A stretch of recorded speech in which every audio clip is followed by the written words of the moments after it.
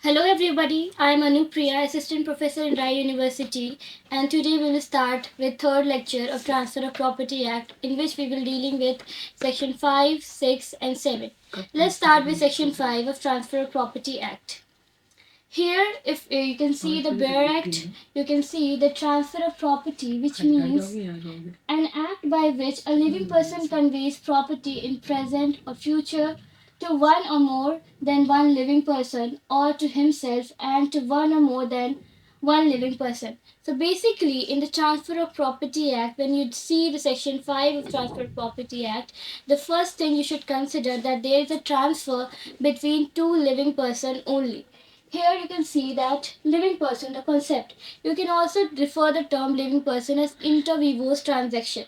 So in the Transfer of Property Act, the transfer is only in between the two living persons, basically. So these two living person can be, by this case you can see that the living person can be the company, association, body of institution, whether corporated or not, that does not matter at all. So there is a question that can a juristic person can also be considered as a person over here or a living person over here. So here in this case you can say Amritsar versus Sri Somnath Das. In this case the court said that juristic person can be individual, firm, corporate, company, association, society, but it does not include partnership firm. The reason behind is that you cannot sue the partnership firm as an individual person. But in the case of corporate and company association, they are treated as an individual and you can sue the person to be under the law and would satisfy this requirement. Whatever the juristic person satisfy this basic thing will consider as a juristic person under the living person concept of section 5 of Transfer of Property Act. The next thing is that the transfer of property means an act by which living person conveys. The word conveys over here is basically means that the transfer of rights and interest to another person. So the transfer does not only mean the transfer of the rights and interest, but it actually means that end of transfer and rights interest end of rights and interest from one person and creation of right and interest to the other person.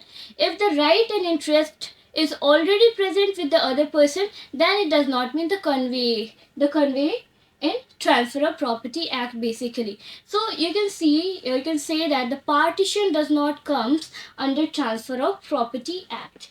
So the thing is, living person should be there, convey should be there, convey of property in present or in future.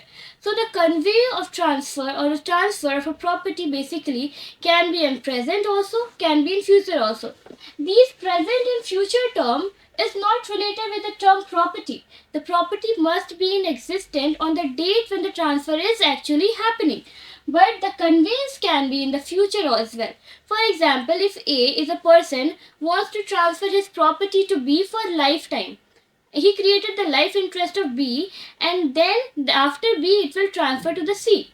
So here the transfer to C is actually in future. But what is this? This is a valid transfer. So here the transfer property, the conveys is present, can be future, but the property was there, was in the existence and it was transferred to person B. So in next slide you can see that the transfer must be inter vivos. The same things, the transfer between the living person, two living person basically.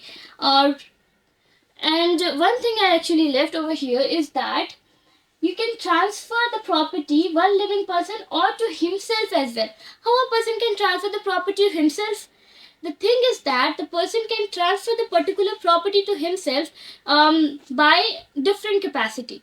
For example, if a person is holding a property in the trust, so he can transfer the property of trust as in trustee, the whole property of the trust to himself in the different capacity. So the capacity of the person will be same. The capacity of the transfer will be different. So he can transfer the property to himself as well when it comes to the Transfer of Property Act.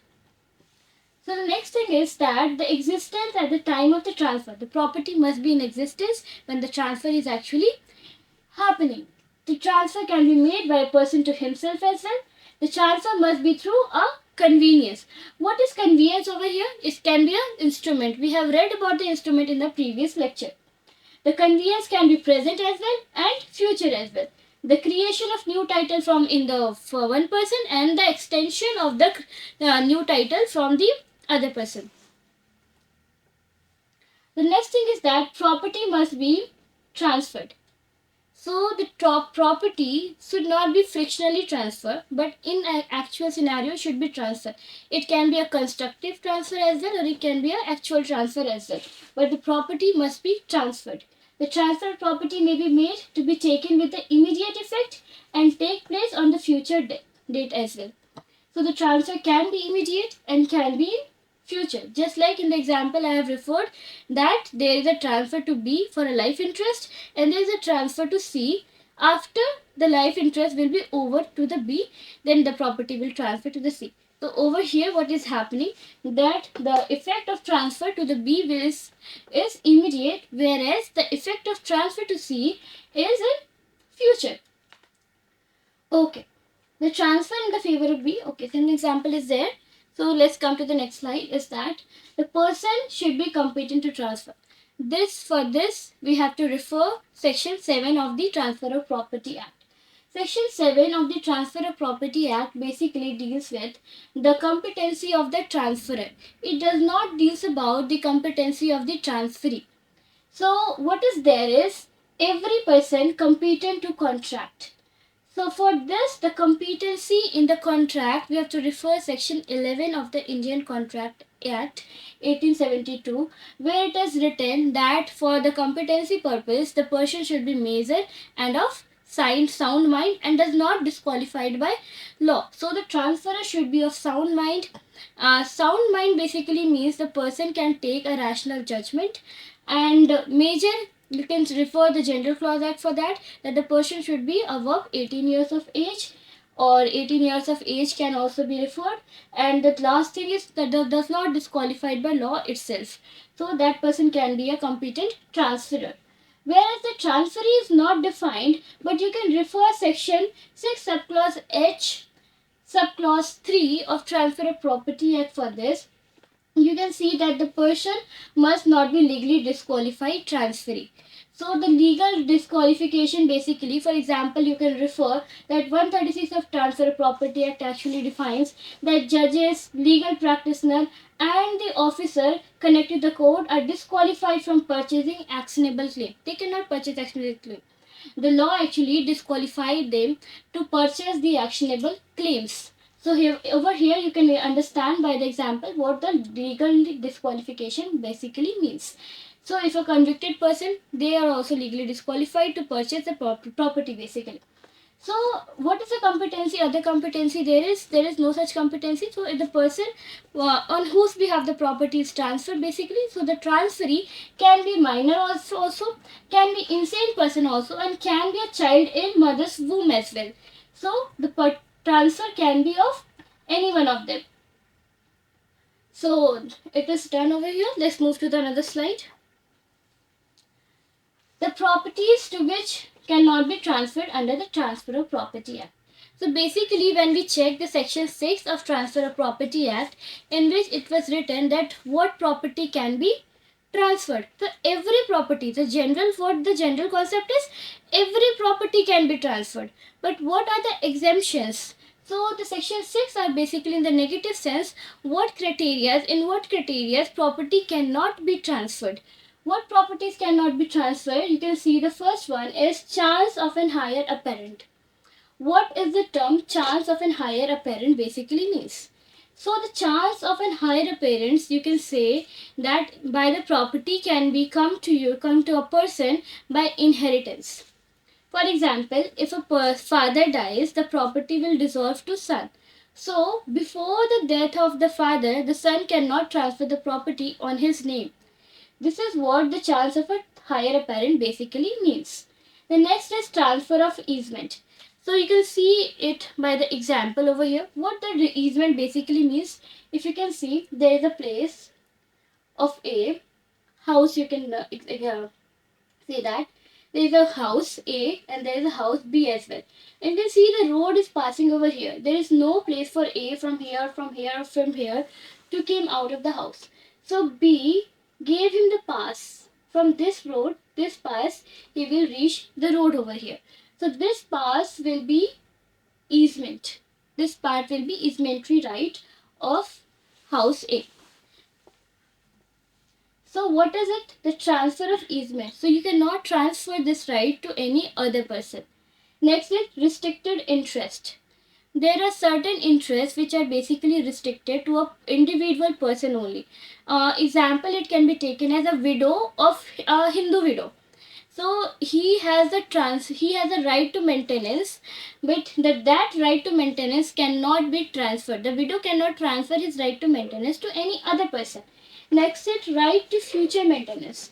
Right to future maintenance can also be not transferred. Next is right to sue. If there is person who wanted to sue some other person, for example, A is a person get hurt by B, maybe slap or anything. He is hurt by someone else, so he cannot transfer his right to sue to any other person. He have to sue by his own, so this cannot be transferred. The other is transfer of public office, salary or pension. One cannot transfer his office he is holding, actually the government office he is holding. He cannot transfer his position to another person. He cannot transfer the salary and he cannot transfer the pension. He cannot say the government that you cannot, don't give me salary, give the salary to any other person. And the pension as well. Okay, so we have dealt with everything is over here. You can see subsections related to section 7 as well. Amina Bibi versus Shahid Yusuf, 1992. In this case, it was held that the contract made by lunatic is void under section 11 of the Indian Contract Act, and so also the transfer by him of his property is void. As we already read in section 7 that competency of the transferor should be under section 11, that is the person should be of sound mind. So if a lunatic person transfer his property, that transfer will be void. So, and the next is this case law, K. Kamamam versus Aparna. Section 11 of Hindu Majority and Guardianship Act 1956. A de facto guardian is merely a manager and cannot dispose of minor's property. In this case, a de facto guardian sold property of a minor. The court declared the sale invalid. So the guardian of a minor are basically the manager of the property. He is not the owner of the property. So if a person does not hold the property himself, he is not the owner of the particular property. Only he is actually handling out the possession of the property. He does not have the right to transfer the property basically. So in this case, the court held that sale is as invalid transfer. So thank you for the today. We will meet in the next session. Thank you so much.